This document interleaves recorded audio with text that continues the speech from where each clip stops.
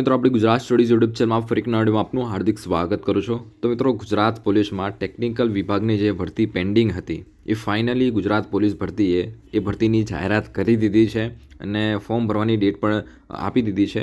અને આગળ આપણે જોઈશું કે મિત્રો કઈ કઈ પોસ્ટ ઉપર કેટલી વેકેન્સી છે અને જે પોસ્ટ માટે છે ટેકનિકલ વિભાગની એમાં ક્વોલિફિકેશન શું માગેલું છે, શૈક્ષણિક લાયકાત શું રહેશે, બધી જ વાત કરવાની છે. કેટલી વેકેન્સી છે કઈ પોસ્ટમાં. ટોટલ વેકેન્સી લગભગ 950 પ્લસ વેકેન્સી આવેલી છે, 950 પ્લસ વેકેન્સી આવેલી છે.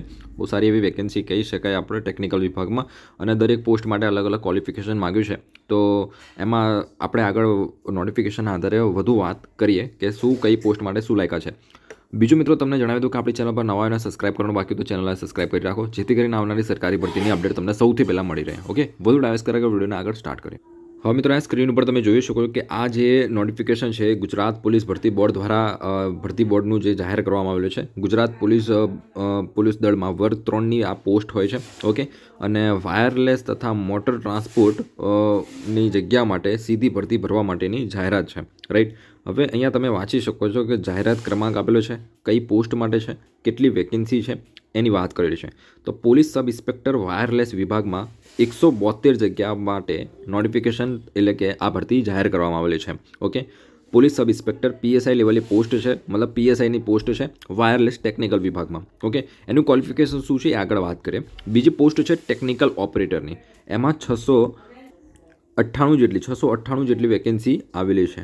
રાઈટ, તો ટોટલ આપણે વાત કરીએ મિત્રો કે જે પોલીસ સબ ઇન્સ્પેક્ટર વાયરલેસ અને ટેકનિકલ ઓપરેટર બંને ભેગી થઈને 870 જગ્યા પર આ ભરતી જાહેર કરવામાં આવેલી છે. ઓકે, આ જે ભરતી છે મિત્રો એ ક્વોલિફિકેશન શું છે, તો આમાં કોઈ પણ જે પણ લોકોએ એન્જિનિયરિંગ ડિગ્રી કરેલી હોય, ઓકે, એન્જિનિયરિંગ ડિગ્રી કયા ફિલ્ડમાંથી હોવી જોઈએ, તો ઇલેક્ટ્રોનિક્સ એન્ડ કોમ્યુનિકેશન હોય, અથવા તો ઇલેક્ટ્રોનિક્સ એન્ડ ટેલિકોમ્યુનિકેશનમાંથી કરેલું હોય, અથવા ઇલેક્ટ્રોનિક્સ એન્જિનિયરિંગ કરેલું હોય, અથવા તો ઇન્ફોર્મેશન ટેકનોલોજીમાંથી તમે કોઈ કોર્સ કરેલો હોય ડિગ્રી એન્જિનિયરિંગનો, ઇન્ફોર્મેશન એન્ડ કોમ્યુનિકેશન ટેકનોલોજીનો કોર્સ કરેલો હોય, અથવા તો કોમ્પ્યુટર એન્જિનિયરિંગ કરેલું હોય, અથવા કોમ્પ્યુટર સાયન્સ કરેલું હોય. ખાસ યાદ રાખજો, 4 વર્ષની જે ડિગ્રી હોય છે એ 4 વર્ષની ડિગ્રી જોઈશે. કોમ્પ્યુટર સાયન્સ હોય, કોમ્પ્યુટર એન્જિનિયર હોય.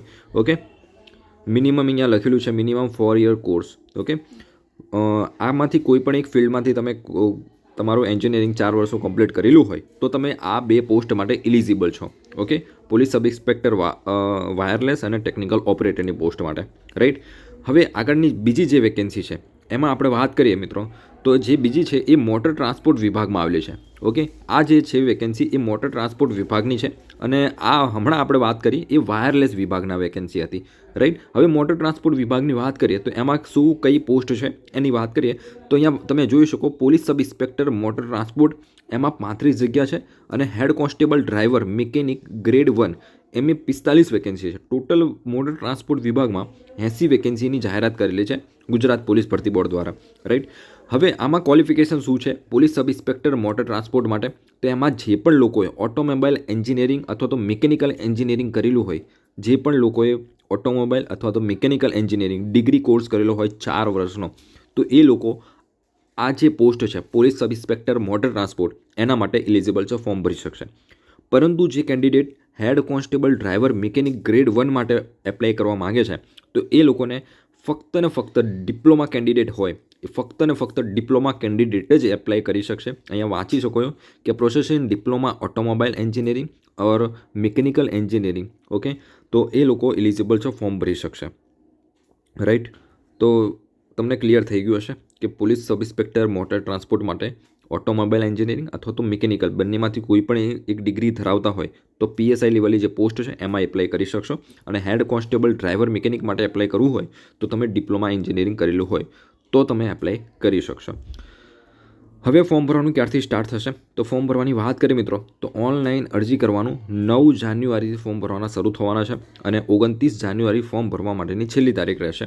ઓકે, અને અત્યારે પરીક્ષાનો જે કહેવાય કે સિલેબસ છે એ જાહેર નથી કરવામાં આવેલો. જ્યારે ફોર્મ ભરવાનું સ્ટાર્ટ થશે એ ડેટ ઉપર તમને ડિટેલ નોટિફિકેશન જોવા મળશે.